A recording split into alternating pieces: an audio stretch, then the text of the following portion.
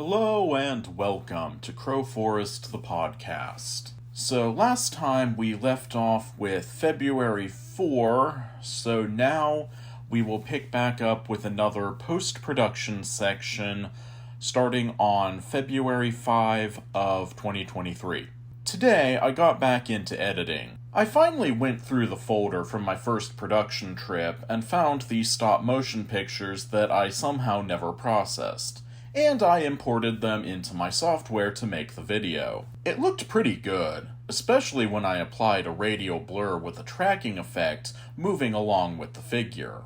It's crazy that it's taken me this long to get to this, but I didn't even remember having gotten the pictures for this until the other day when I was reading this book for my podcast and came across the passage about getting it. So I guess it's a good thing that I'm doing this podcast. I might never have remembered about this. My incompetence truly knows no bounds. After that, I scrubbed through the video of closing the curtain and grabbed screenshots of it to use in the stop-motion video. I didn't have to do that step with the wax figure stop-motion because that was actual proper stop-motion with separate individual pictures taken with a still camera. Then I imported the still pictures into a new project and made this second stop-motion video. Then, once I had my two new stop-motion videos, I opened the project for In the Attic, the new one I created after having lost most of my metadata, and inserted the clip into the movie.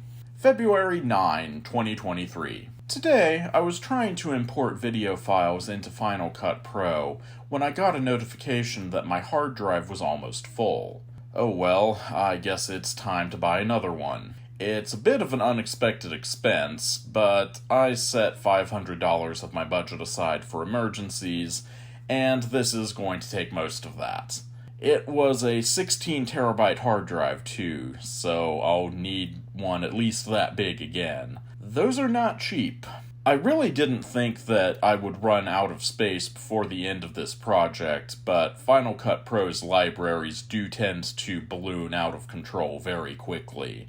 I've touched on that issue before, but it is definitely a bit of a design flaw that the libraries copy all of the data. So basically, you copy all of the files once to your external drive, and then a second time to the library, so everything is doubled, taking up twice as much space. Plus, all of the backups take up even more space.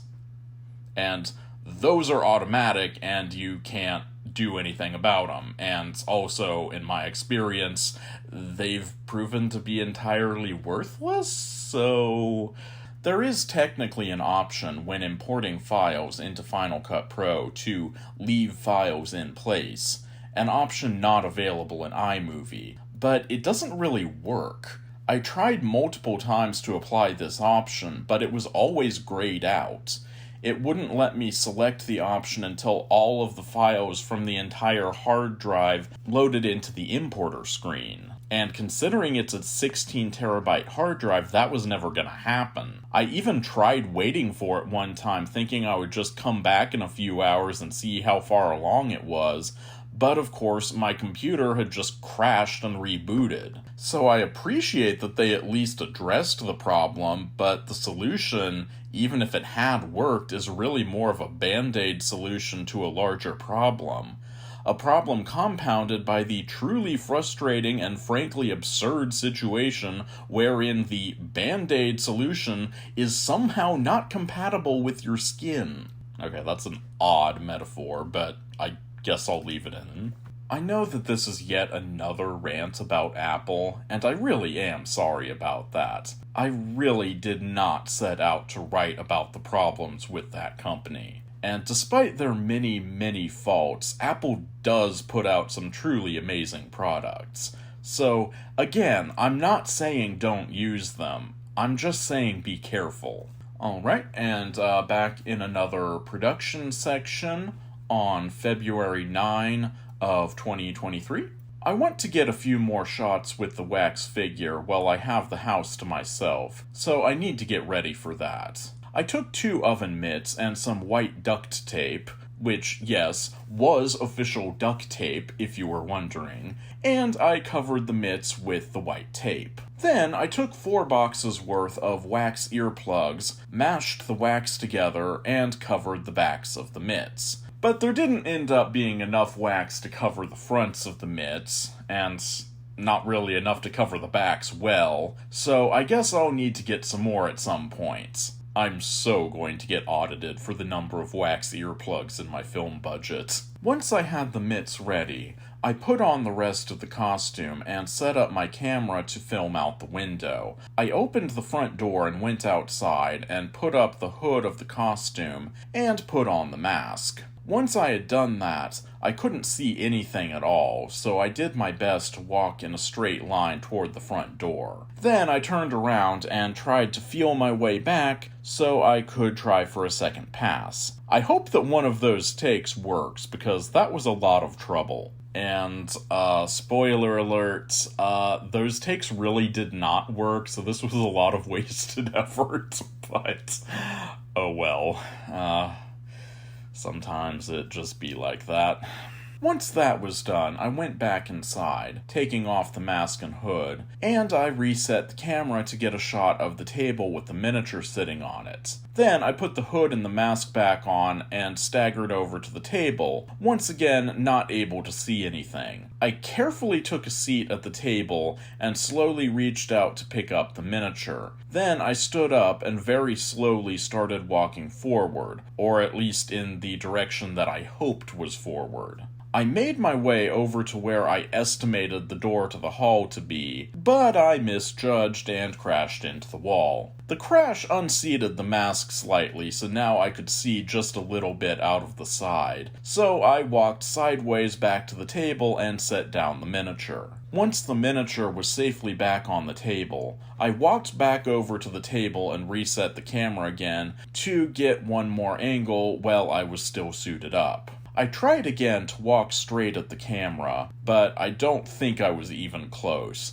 There were definitely a few times when I caught a glimpse of the camera out of the side of my mask, meaning that it was not where I thought it was. Also, once I took the mask off, I saw that my reflection was showing up really well in the dark window, so I took advantage of that to get another cool shot, with the camera panning over and zooming in, and then I quickly stepped out of the shot. I think that will look really creepy.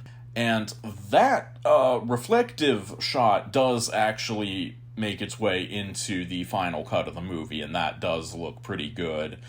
Even if the initial shots that I got of the outside did not end up working out, that one ended up working out, and I got a good bit of usable footage of being in the wax suit and walking toward the camera with the miniature. Not all of it worked, but I got enough usable footage out of that. So most of this was worthwhile, even if the initial bits did not work, unfortunately. Alright, and we'll finish out today with February 15 of 2023.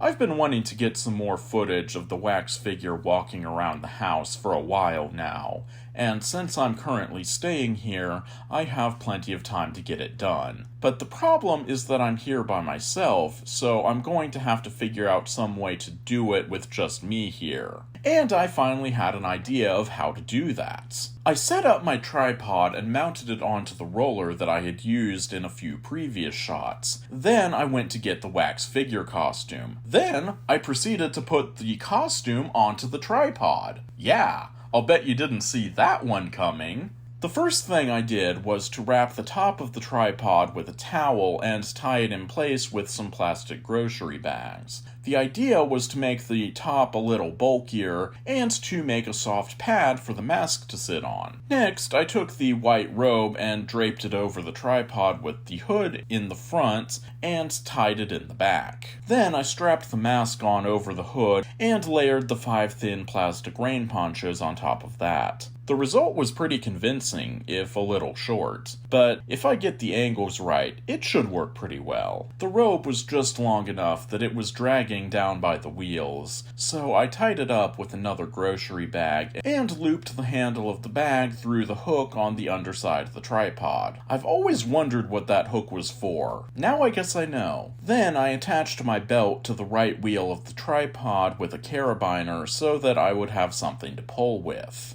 I did not have something to hold my pants up, unfortunately, so I guess it's good that I was there alone. I got my camera out and started filming with this new setup, pulling with the belt and walking backwards so that the figure followed me. I kept having to reset after walking into walls or getting jammed up on doorways, but I think a lot of this is going to end up working really well. After that, I got a little more stop motion of the tiny wax figure walking around the miniature, this time with the painted walls. I think I'll still use the original stop-motion videos I got in addition to these new ones, and not worry about the different colors of the walls. After all, this is for the dream sequence, and dream sequences don't really need to have continuity. Not that the rest of this movie is going to have much in the way of continuity either, so, I guess you can turn it into a drinking game, but also don't, because that would not be safe, because there are just too many continuity errors. Well, I think I should have plenty of material to edit together a cool dream sequence now. I guess I'll do that tomorrow. And spoiler alerts, I am now up to 3 entire dream sequences because, I'm obsessed with dream sequences, I guess. But, yeah, they look cool, and, hopefully you'll agree that they don't go on too terribly too long, so, I think they add to it overall, and, certainly a lot of the creepier imagery in this movie is from dream sequences because, I don't know, I needed creepy imagery and the main bit was just not wanting to be all that creepy, so, had to up the creepy somehow, and dream sequences, can't get enough of those. Or, if you're watching this movie, you're probably getting entirely too much of those, but, regardless. So that's where we'll cut it off for today, and next time we will pick back up with another post-production section starting on February 16 of 2023. Hope to see you then.